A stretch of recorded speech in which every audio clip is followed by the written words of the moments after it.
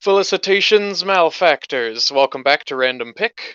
I'm your host, Sam Bradley, and this week our special guest is Nick McDermott, and we're going to be talking about Magic the Gathering, specifically like fun deck ideas, specifically maybe more deck ideas that we've thought about. But Nick, why don't you let us know a little about yourself, maybe how you got interested in Magic in the first place, and like around what time you started playing.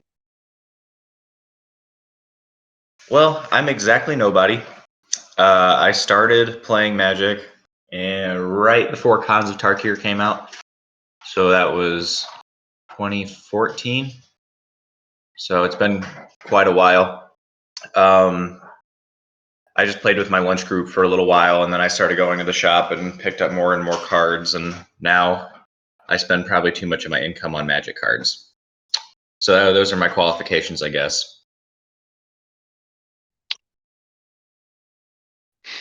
Same. I would agree with the both of that, but yeah, I think I started playing. Well, 'cause I started playing when I was really young, because my brothers were into it, and they're older than me, so like I got into it. But I started playing like FNMs and stuff right around OG Ravnica block, That was a good time. which was kind of fun.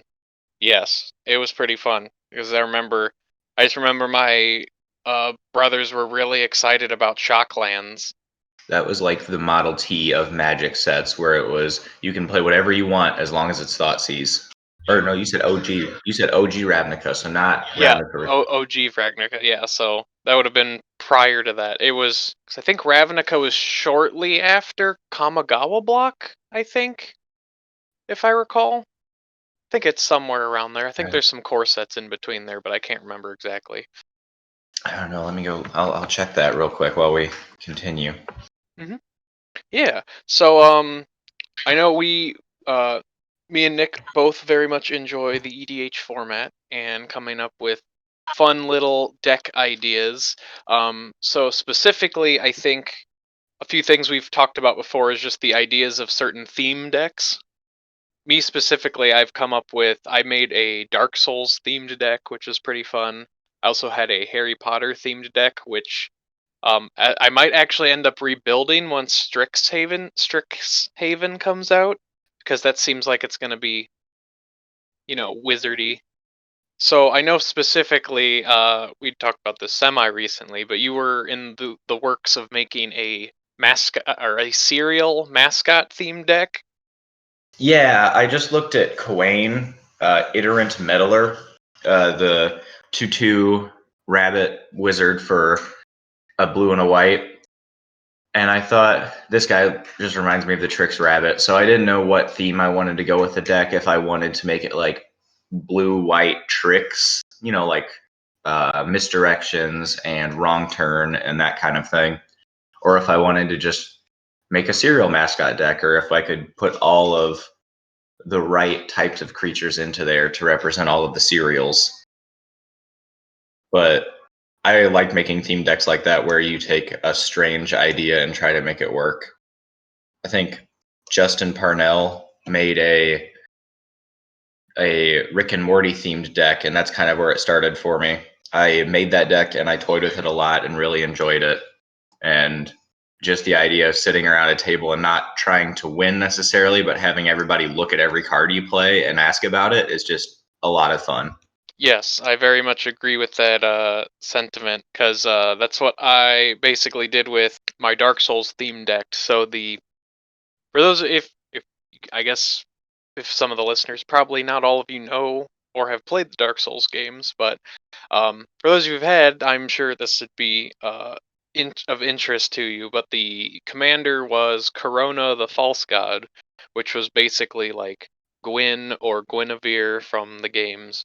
And then I had other various cards that kind of fit the theme, and I think my favorite card in the deck for flavor wise was Tragic Slip, because like I feel like 75% of the time when you die it's because of gravity, because you just fall off a ledge or something, and I thought that was rather humorous. But are there certain commanders that you have played that are not good, but you just think they're fun or really enjoy like the silly things you can do with them?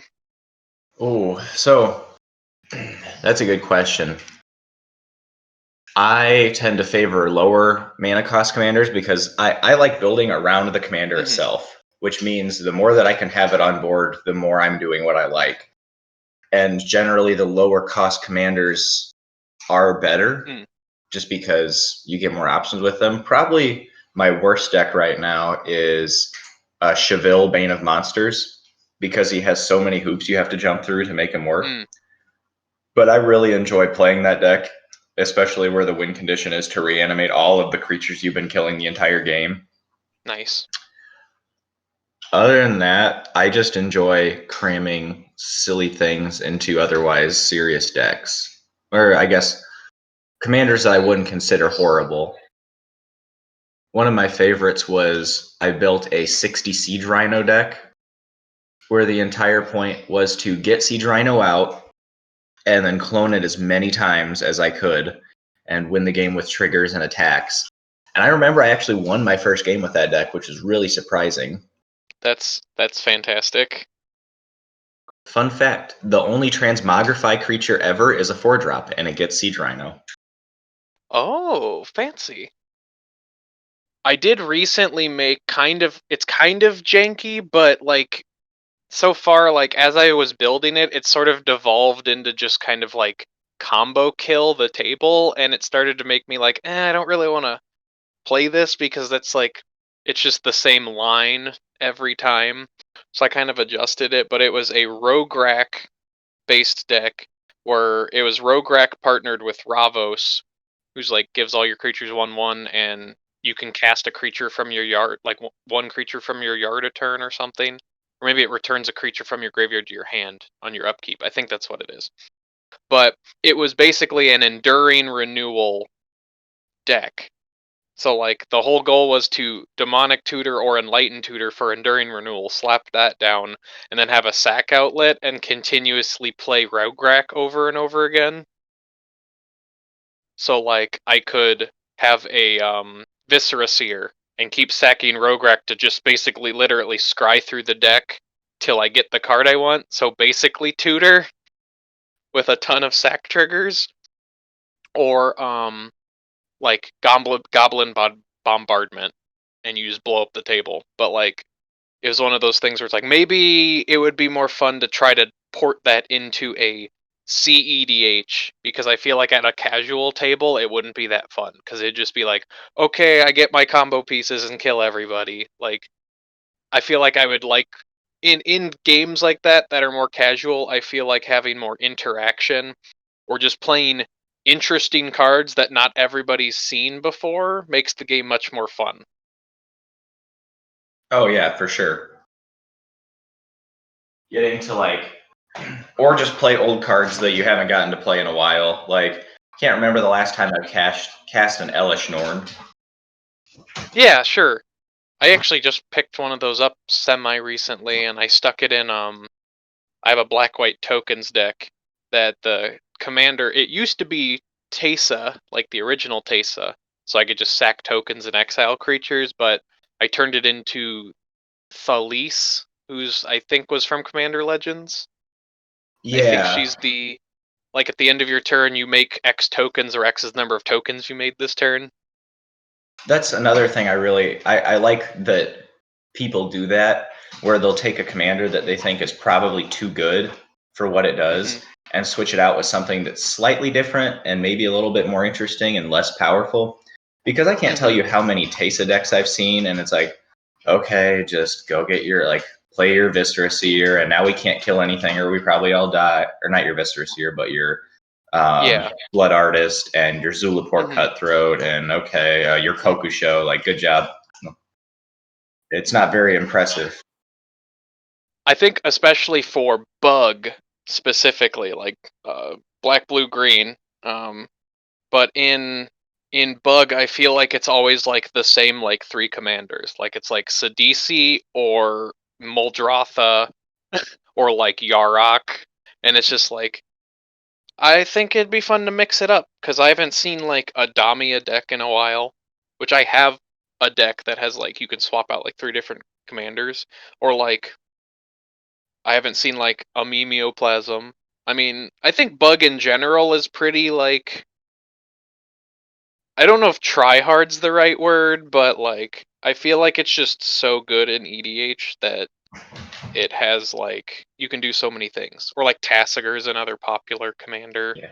Bug is really stacked, and that's kind of the reason I will not build a Sultai deck, because one of the problems that I personally don't enjoy with 3 and up color decks is I feel like I have, like, at least personally, I have most of the cards that I can throw in there as staples. Sure. And that's just not very interesting to me, because then, like the command zone has the breakdown of here are the 30 cards you need to put in your deck before you put in the cards that you want. Right. I feel like I'm down to like 5 cards after all of that, Right. because you have like the auto includes that go in Muldrotha. You have your what is it?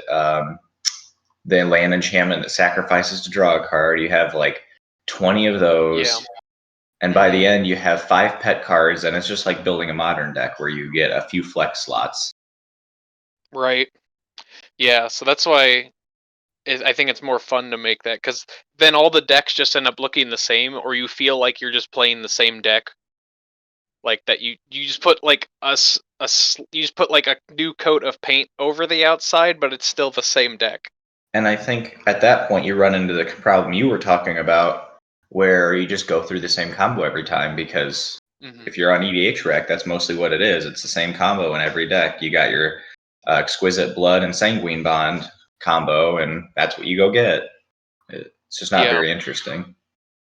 Or like that's why I've gone back and forth. I have a Golos like blink deck, so it's just a ton of enter the battlefield effects, and I've really tinkered with the build list. Like I switch cards in and out a lot, because I'll find myself it's like, okay, I'm just gonna go for Deadeye Navigator Peregrine Drake every time. So it's like, okay, what if I take both those cards out so I don't have that combo in the deck anymore? Now what's my win con? Sort of a thing. Or how do I build a new win con? Or try to make it so that it's like more than just a 2 card combo. So like I know at one point I had like Safi Eric's daughter, Revelark, and like Altar of Dementia. So it's like, okay, that makes it 3 cards. That makes it a little harder for people, or easier for people to like disrupt it. And it's like, okay, well, how can I make it, go a step further, like make it a 4 card combo?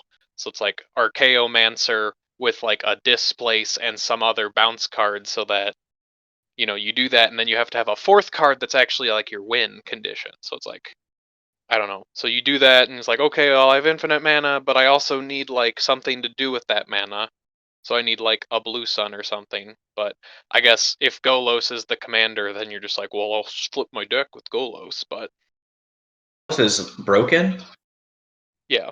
He's too good. Are you serious? You know, what I mean, the colorless 5 mana commander that tutors through your deck for a thing, and gets to cast spells for free? Yeah. He's okay, I guess. But yeah, I think he's mainly the commander because he's a 5 color with an ETB trigger, and I'm just like, I really pretty much only use him for mana ramping purposes, just to get a land, to get like my command tower or whatever. But like, I actually rarely use his activated ability unless I have nothing else to actually do on my turn, because I engineered the deck in a way that it's like, okay, I'm going to, well, the whole theme of where it kind of started was, so he's, I think his it's like Golos, like pilgrim of something, or something, wandering pilgrim, I don't remember. But my thought process is like, okay, I'm gonna put Warp World in the deck, because then it'll be bot pilgrim versus the Warp World. And that was like my idea. I'm like, that'd be a fun little thing. So basically, really what it comes down to is the deck is basically just a Warp World deck where I get tons of value because all of my cards have ETB triggers.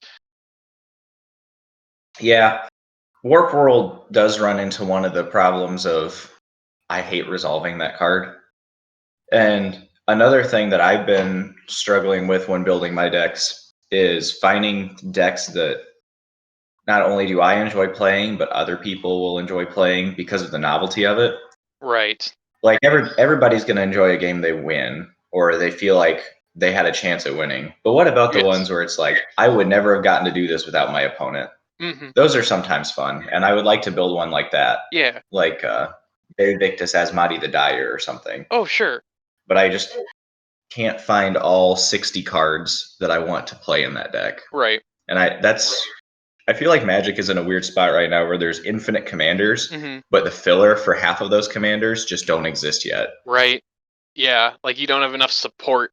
I actually saw somebody this morning, they were talking about, since we're going back to Innistrad eventually, like at the end of the year or something, they're like, oh, maybe there's like one, it looked like one of the sets was heavily werewolf themed, so they're like, maybe we'll get better werewolf cards so you can actually have a playable werewolf EDH. And I was like, at one point in time, I had a werewolf EDH, but it wasn't all werewolves. It was like werewolves slash wolves, because there's like better just wolf cards in Magic than werewolves, at least at this point in time. Yeah. Well, and I think that's actually the opposite side of the problem. And I think that's a little less prevalent nowadays Mm-hmm. because Wizards has been so like focused on making commanders playable. Mm-hmm. They just print commanders and assume, oh yeah, they'll fill it in later. Oh, Instead of, right. I think we've caught up a lot as far as we need commanders for this archetype or we need commanders for this archetype. Mm-hmm. But like, look at Blim from Commander Legends. Commander Yeah. Legends was great. I love the design of those commanders because they're very open ended. They're not like Corvold or Chulane, Yeah. where they just award random stuff. But Blim, I was very excited to build him because I'm like, oh, I'm gonna put what it's not Liliana's contract, but it's Demonic Pact. I'm gonna put Demonic Pact in there and Treacherous Blessing, and Mm-hmm. and that's where I stopped because that's most of it. There really are not that many that go in that really interesting concept of a deck. Yeah, because he's black red, it's like there's a lot of things that are not necessarily like that they're like bad. Like you could put in like Abyssal Prosecutor or whatever, or Persecutor, the one who's like a reverse Platinum Angel. He's like, you can't win the game and your opponents can't lose the game, so you play him and you can donate him to somebody with Blim. But then they just have something that can just always block Blim at that point. Oh yeah, and they can just beat you to death with the prosecutor Right. or the persecutor, and then if they die, you die, and it's like, okay, so now I can't kill them and I can't win the game. Yeah. It's hard to find things like you could run like Zancha in there and like weird cards like Grid Monitor, which is like you can't cast creature spells, so you just give them like, but it's the same thing where it's like you just give them like a 5/5 that's bigger than your Blim that they can just beat you to death with. Yeah, exactly. One thing I do appreciate, and I think they do fill out the commander game a lot, is the one-off cards that you get in commander decks that you don't really think of, like Eon Frolicker or Tidal Barracuda are two recent ones. Sudden Substitution. The cards that are not legendary creatures, but do something really interesting and unique that you can put in your deck Mm-hmm. that make the game something new. Like Eon Frolicker, okay, you get an extra turn. I don't, but you do. Mm-hmm. Like, there's no other card that does that, but there are certainly commanders that would want that effect. Sure. Like, or sudden substitution. I've won multiple games off of that just by stealing a Torment of Hailfire for infinite. Like, Oh yeah. It's like, okay, here you can have my creature and I'll take your Torment of Hellfire. Thank you. yeah, exactly. It's great. Things like that. They really fill out the game in a way that they don't have to design commander cards for standard Mm-hmm. if they were, now that they're releasing so many commander decks. And I think that's a big bonus to the format. Right. Yes. Yeah. So I hope that they kind of branch out, or like if they're gonna make a commander, for example, like Blim, like if they printed him in Commander Legends, printing more support cards for him specifically.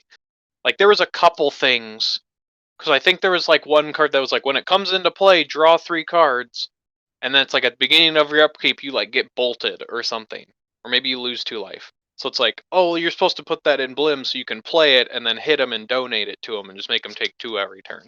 But it's like they should have printed more cards for things like that because they had to know people were going to want to play him because he's just such a unique, interesting card. Yeah, and that's just one example of this creature is more interesting than the cards around it. Mm-hmm. And I'm sure the game will catch up to that, but I think it takes longer because they're not going to print a demonic pact in every set. They could print a Blim in pretty much any set. Mm-hmm.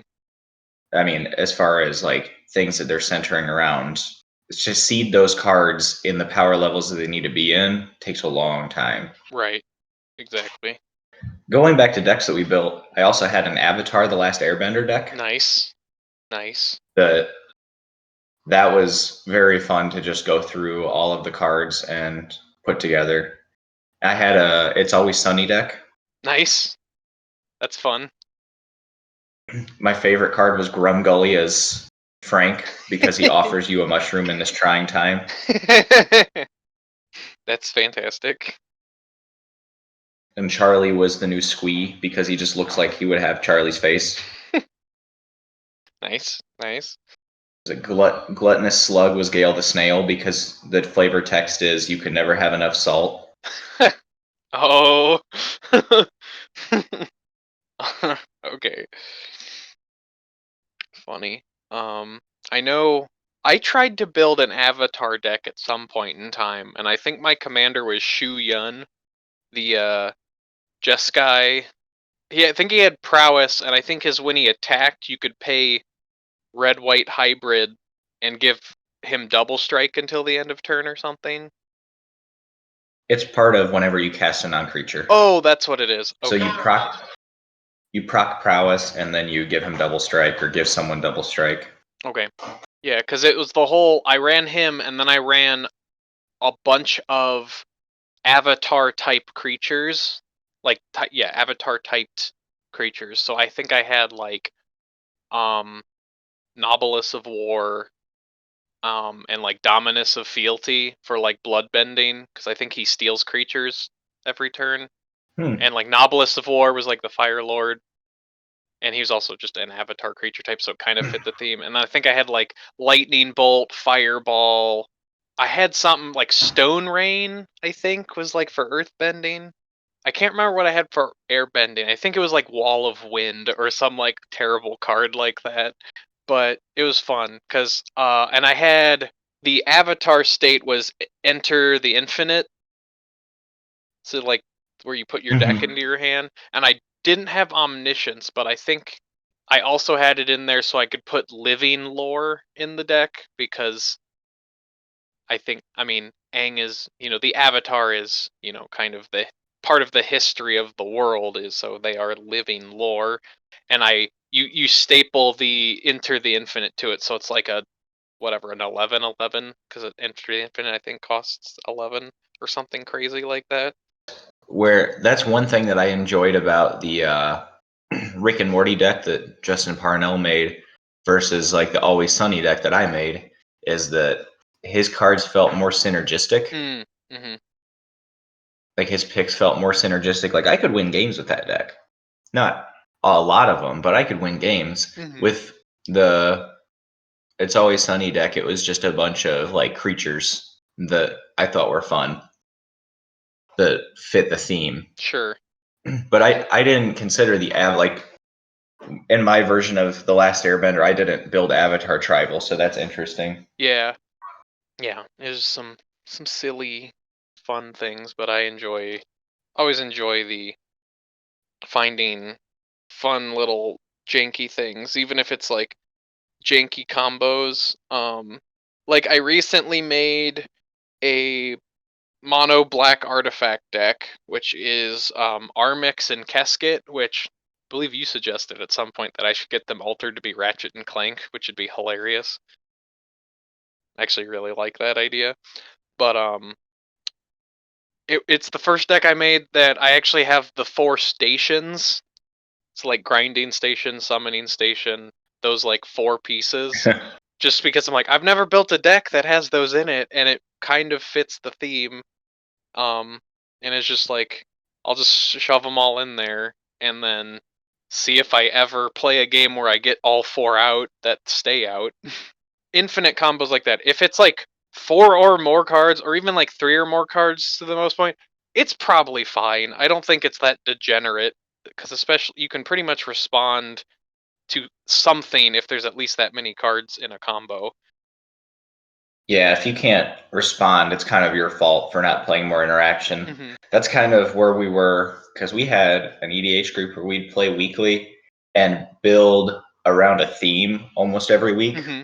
Yes. And I remember that one of the rules was if you don't build with a 2-card combo and really don't build with 3-card combos. Mm-hmm. But if you stumble upon a 4-card combo, go with it. We should have been able to do something. Mm-hmm.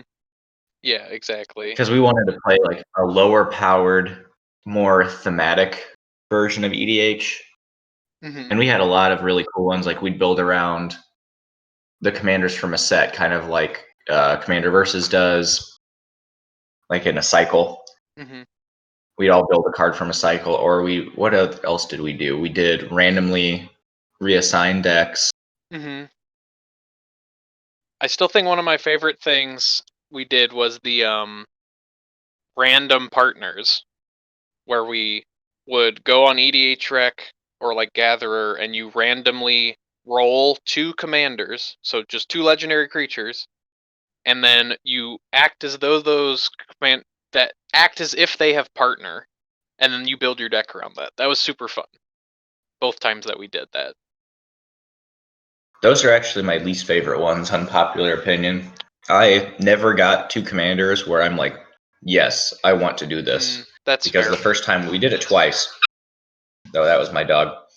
He got stepped on by our giant dog. Oof. But we have a 2-pound Pomeranian and a 100-pound Golden. Oh my. But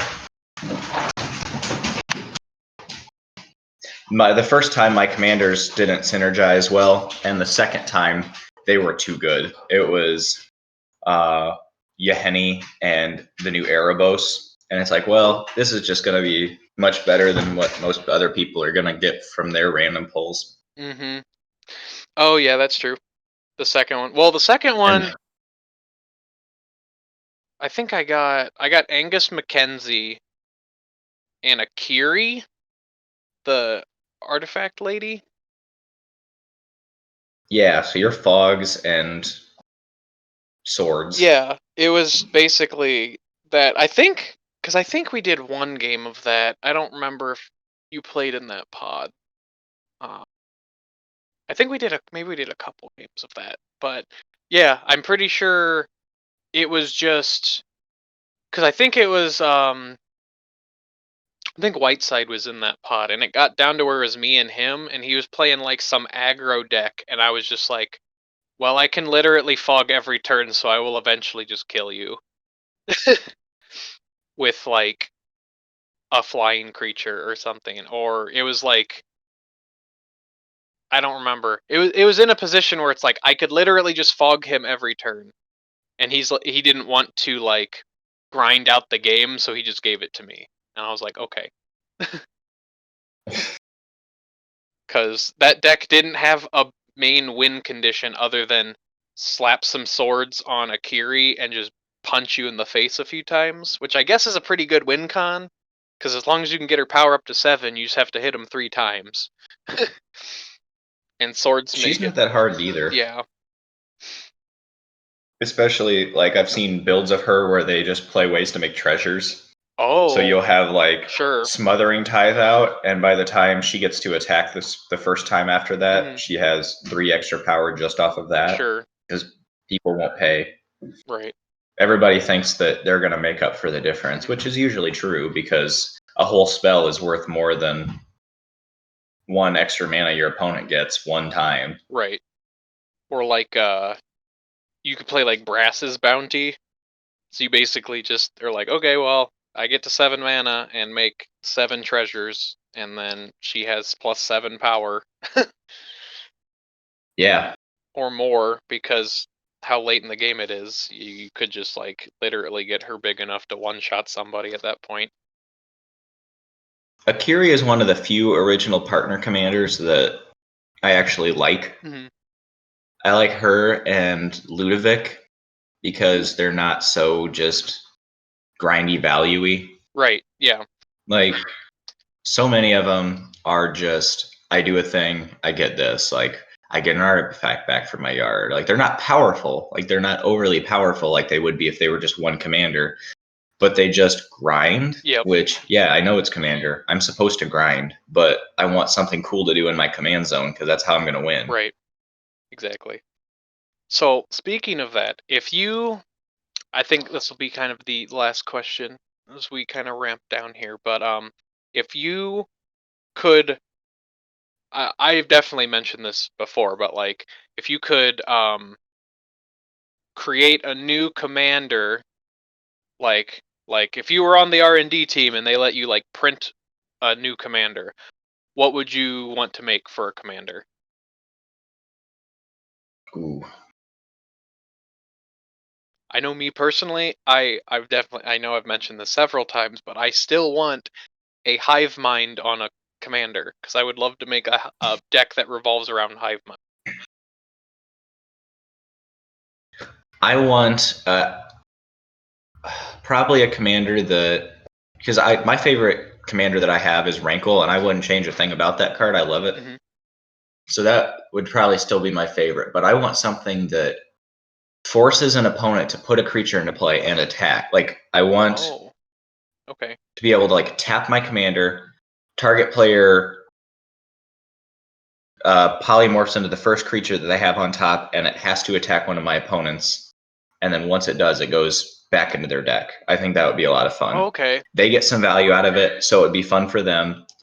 I would get to watch a real goad deck kill somebody without being probably like a 6-mana commander. Sure. And I wouldn't have to jump through a bunch of hoops like I did with Cardur Doom Scourge, Sure. where it's like, okay, I have to kill this guy every turn. Right.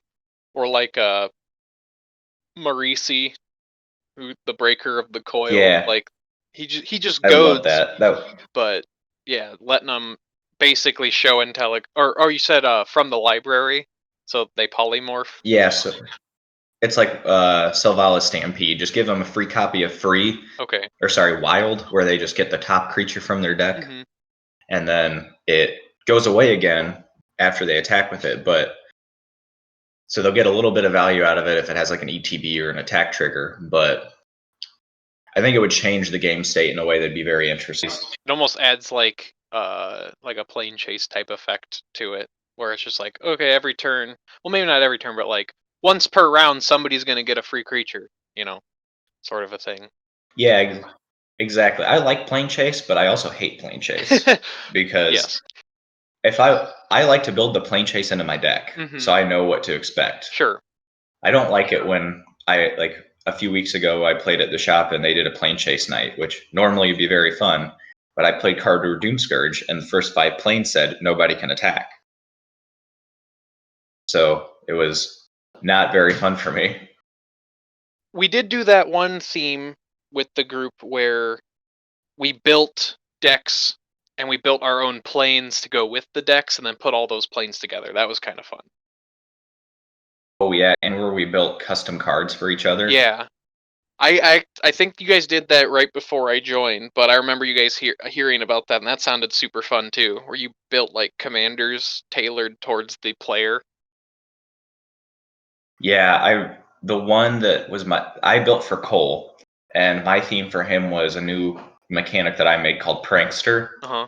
where if the card in your hand had Prankster and someone attacked you, you could switch the card in your hand for the card that was attacking. Like, you gain control of that, and you put your card into play under their So it's control. like reverse And a ninjutsu, lot of kind of. yeah, literally, and there's like a mind control effect too. So like you take control of their thing, but they get the thing from your hand. Mm, So a lot of the cards are like, if you play it, you get this effect, but if it enters under an opponent's control, they get this effect. okay, that's kind of fun. That's pretty neat.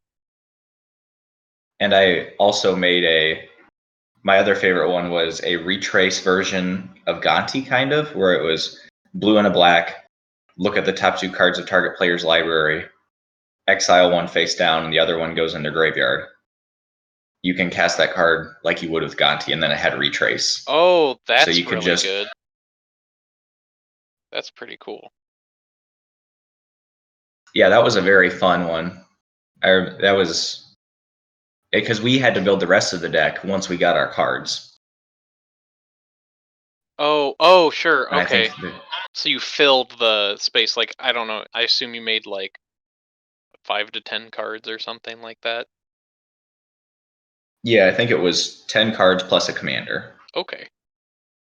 That So it was enough to build around and fill in the that gaps. would be super fun. That would be fun to try that again. I think that would be a neat thing. Because I do My occasion commander, too, yeah. sorry, Yeah, because you'd start with a command. I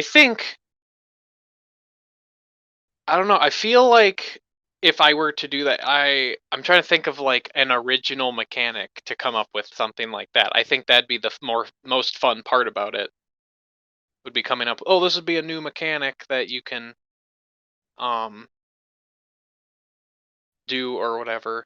Um, I also think it'd be fun to make a commander that revolves around suspend, but not like Joria. like it's a buff for each suspend card you have, or Yeah, something like that. So kind of like the new guy that has like the foretell like guy that they was one of like the commander decks they printed with Kaldheim, was like every time you cast a spell from exile, you draw a card. So having something like that, but have it also be like maybe even like using suspend counters to do something. So, or like every time you remove a suspend counter, he gets a +1/+1 counter. Or have it be like you suspended this card, the number of suspend counters on it you can use.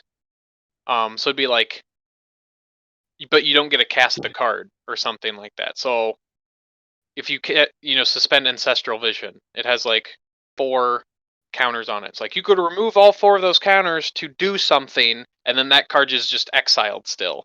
oh, that'd be cool. But you do some other Like moving effect. time counters. What Yeah. about a like red and a white for a 0/2, and it has whenever you suspend a card, choose an ability Mhm. keyword, put that kind of counter on it, and a +1 counter on it. Oh, okay. So, like, okay, play my commander and I suspend an ivory giant, and I'll give him a double strike counter and a +1 counter and attack for 2. And the next time he'll have 2 counters on him, like 2 +1 counters, and then maybe he'll get flying. Oh, sure. That could actually be fun. Have that kind of like with the Ikoria keyword counters sort of a thing. That actually sounds super fun. Yeah, I think so. And it doesn't have to draw cards. Like everything Mhm. these days says when you do X, draw a card. And it's like, okay, Mhm. I get what I'm supposed to do with this deck. Thanks. Yeah. And that Right. would kind of get around it. Maybe make a little bit more Voltron-y, kind of like Akiri. We talked about Akiri. Yeah. It would be like Akiri, but for suspend, I guess. But Mhm. you get more abilities, almost like Odric.